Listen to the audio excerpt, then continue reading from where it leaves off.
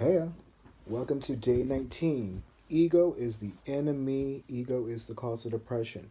Now, there are good egos and bad egos. We've had this talk before. Everybody knows I'm really big on ego talk.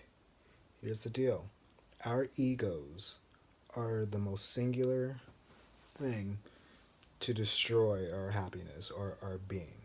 Why? Because we our ego it makes us fearful. Like we feel we need to be perfect. We feel we need to be great. We feel we need to be the smartest, the biggest, the baddest. And when our ego is bruised, we internalize that, and then it's like, oh my God, I'm not good enough. Oh my God, I thought I was great, and I'm not great, and that's awful, and it's horrible. Oh my God, what am I gonna do? I need to be validated. I need to be liked. I need the attention. I need this. I need that. I need this. I need that. And guess what?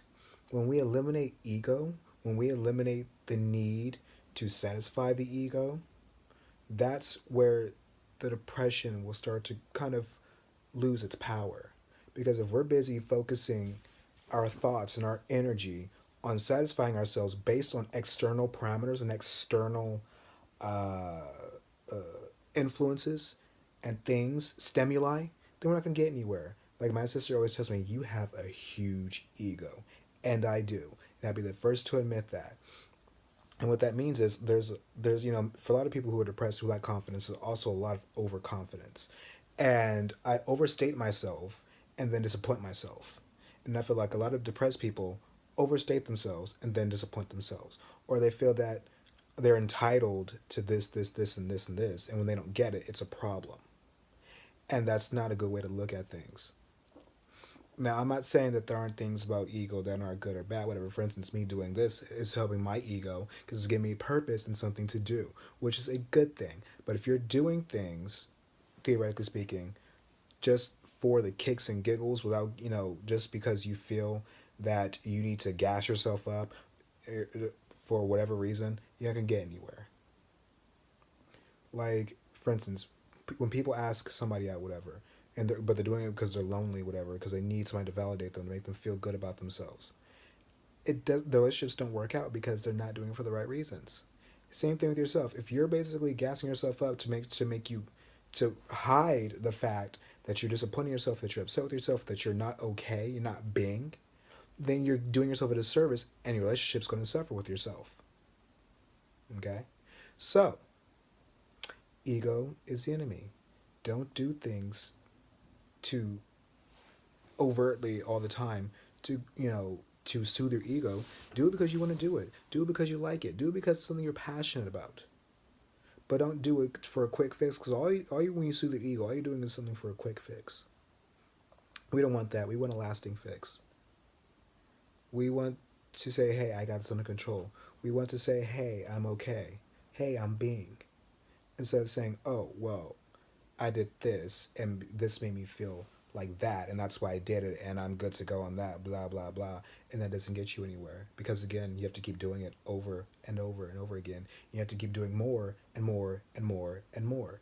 Like, life, I hate to break it to people, especially the people with ego problems, we think that after we do this, it's over, the struggle's over, there's going to be no more problems. Wrong. There's always going to be a problem. Always. So you got through this problem, great. Now you gotta get through another problem. And then people with massive egos, they're really delicate, they're really sensitive. They cannot handle the idea of having to fight more, or having to question themselves, or having to be questioned, or having their abilities may not being where they need to be, whatever, because they figure, oh, I got through that hump, it's over. No, it's never over.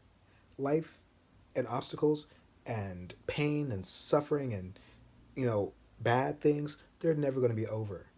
So when you get that in your head, and you eliminate that ego that's telling you that you're gonna that you're gonna be on easy street after this, you will learn to adapt yourself properly. You'll learn not to be entitled to think you need happiness. Whatever you want in life, you got to work for it. You have to earn it. So get that out, banish that thought from your head that if you want that if you're going if you're gonna be happy, you deserve it automatically. No, you got to work for it. That's your ego talking. If you want to be happy, you want to be whatever your happiness looks like, flat out, you got to work. You have to work on you.